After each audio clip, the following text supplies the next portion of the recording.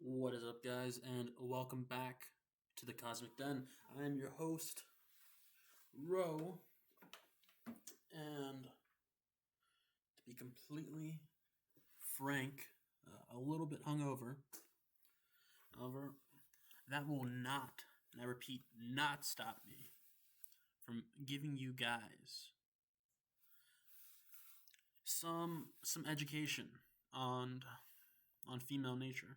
So let's jump into this. Today we are looking at a story from Reddit. I really like to get things from Reddit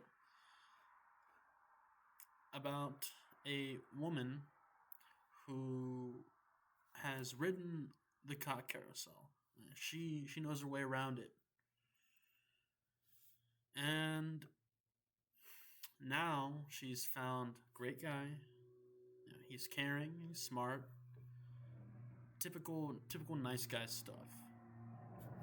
And after having been with so many men, she doesn't really feel like she can trust this guy. She doesn't really know how to engage in a normal relationship. So, what we're going to take away from this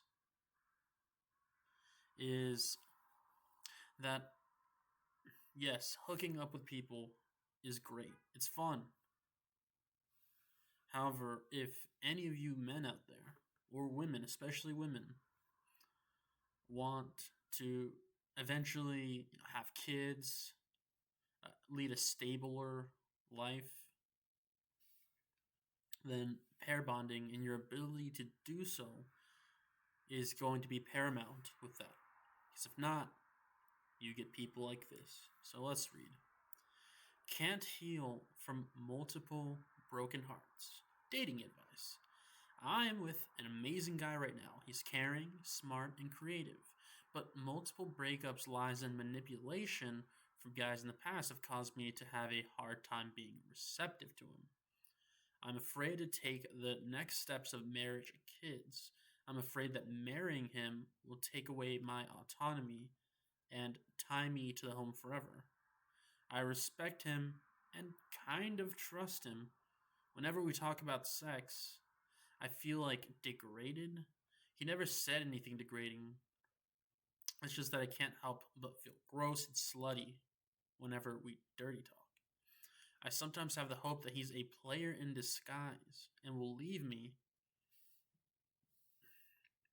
I want to run away, but I know it would be wrong. I need help healing my toxic views of sex and boys. So, she definitely recognizes that she has some past trauma that's led her to be like this, and that she needs help. That's a great start, really. So, what she should do is go into therapy. To have someone unbiased to speak with. Usually, I'm against therapy, especially for like marriage counseling. Well, mainly just marriage counseling. I think it's stupid. However, things like this that are individualistic, things that have not been dealt with in the past, should really, really be seen by a therapist. So, because of all the lies and manipulation, she's having trouble being receptive to him. So that means that she's been used, pumped, and dumped by so many men in the past that she sees the average behavior, the acceptable behavior, to be player-like.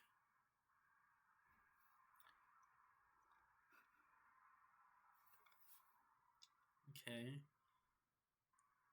Now this part is slightly perplexing. Whenever we talk about sex, I feel like degraded.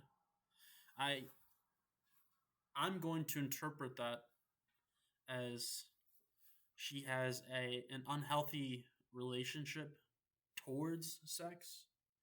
Perhaps she's so used to giving it out that it's lost its value. And with that loss of value, she doesn't feel like it's a good thing. It's like an exchange. She she fucks people, she has sex with them, and then in return they stick around for a bit, and then it's rinse and repeat.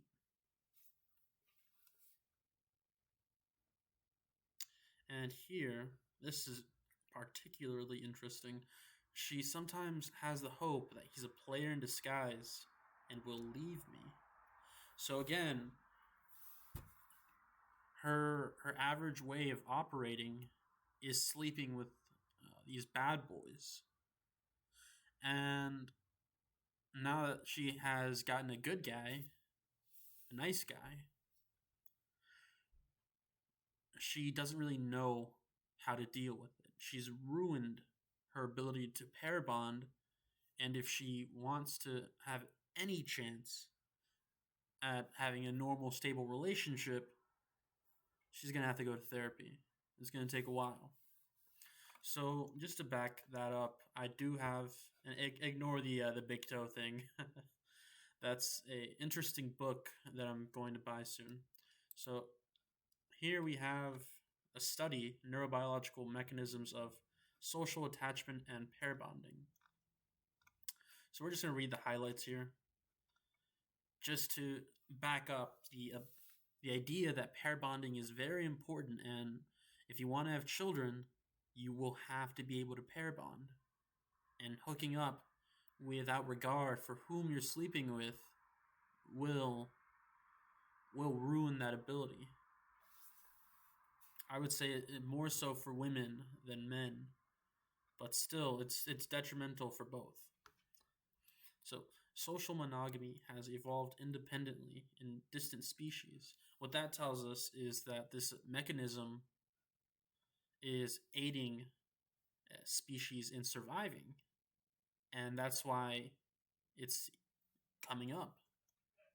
Most of the time, when behaviors in species arise and they're passed down, it's because this has helped people survive. Of course, this gets a bit trickier in humans, especially with mental illnesses, because in what world does mental illness aid one in surviving? But I have my own hypotheses on that, my own ideas. So pair bonding has been investigated most rigorously in prairie voles.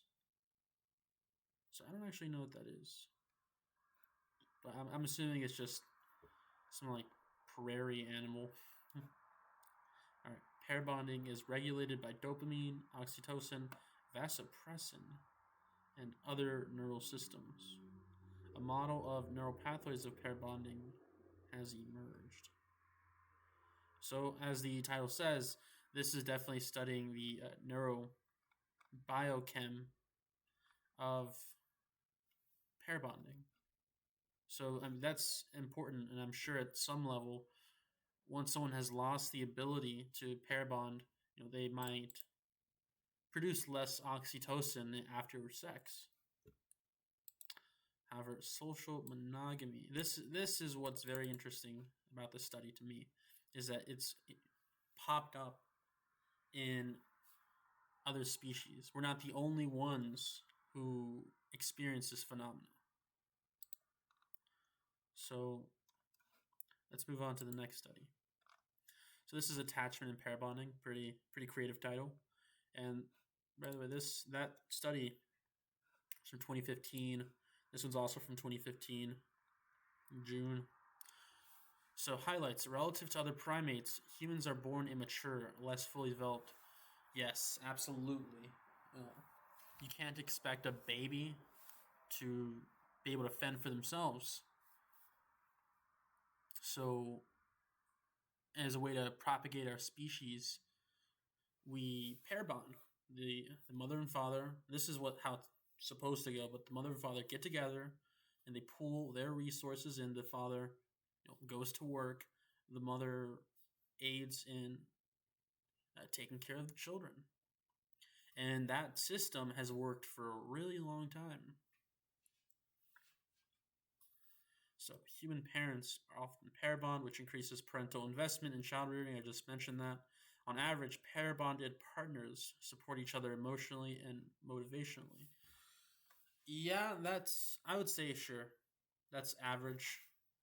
Uh, my childhood was not exactly like that, but I've definitely seen some other people's parents, and for the most part, they're like this. So the process of building a pair bond can begin upon a first meeting. Yeah, I can get behind that statement. I remember sleeping with a girl once, and you just kind of tell when a relationship will be different than others. And we had sex for the first time. It was great. It was awesome, and it definitely felt more connected to her. And I've hooked up with other people before, and had like no connection to them whatsoever, even after having sex.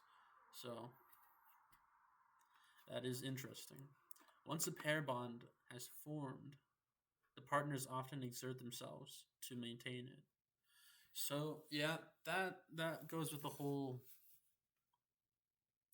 I want to say a sunk cost fallacy. Even if you want to end something, you've already put so much investment in it that you just keep throwing more investment towards something that is losing. I don't think all marriages are like that. I know my aunt has actually been with the same man for, I'd like to say, 30 years? I mean, that's older than me. So that's a pretty long time. My grandparents have been together. Jeez. Honestly, I could imagine at the very least for 50, 53 years. That's how old my father is. So, it does happen. However, nowadays, especially with the way our society is pushing towards a more hedonistic and devil may care attitude, that does not seem like it's going to be the case. So that's why I'm making this video. For anyone that watches it, if you are interested in ever having a family, be more selective with the people that you bring into your life. Well, that's going to do it for this video. Hope you guys have an awesome rest of your night. And time to play us out.